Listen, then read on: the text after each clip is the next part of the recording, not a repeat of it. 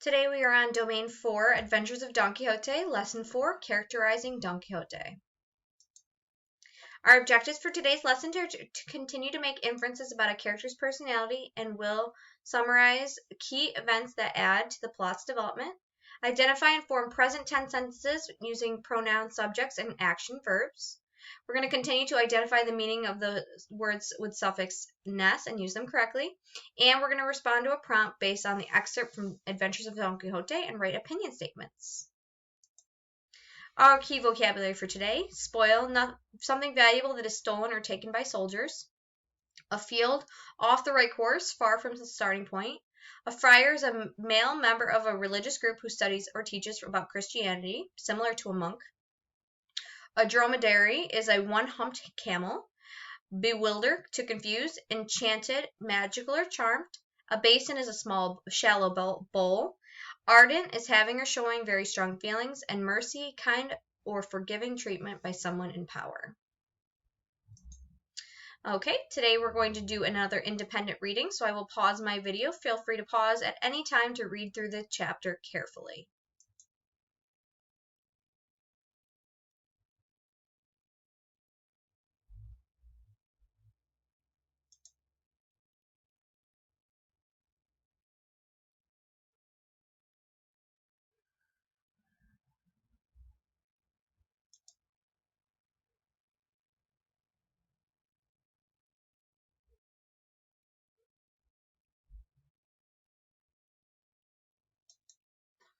Okay, for our word work today, it's more of a phrase. It's called tilting at windmills. Don Quixote's attack on the windmills, described in one of the chapters you just read, has given a rise to an expression of tilting at windmills, where the word tilting means the same as jousting or doing battle. Don Quixote incorrectly thought that the windmills were giant enemies.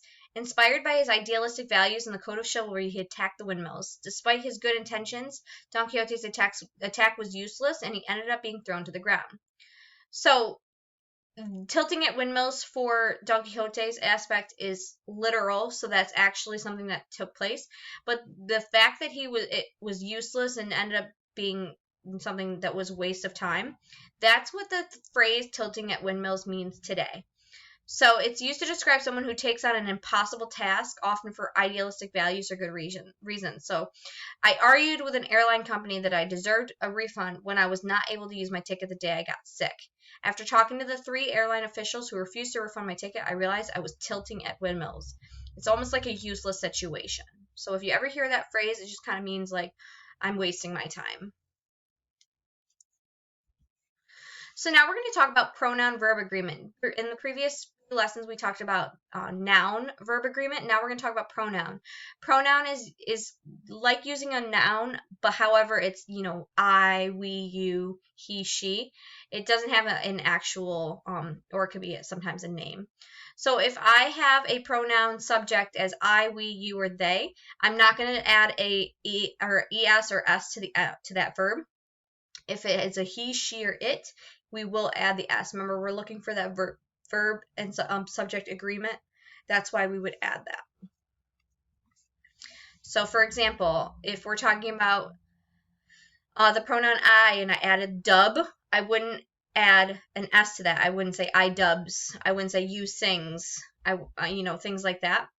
But if I have he or she, I might say he rushes, she marches. I would add that es. That would give me that verb agreement.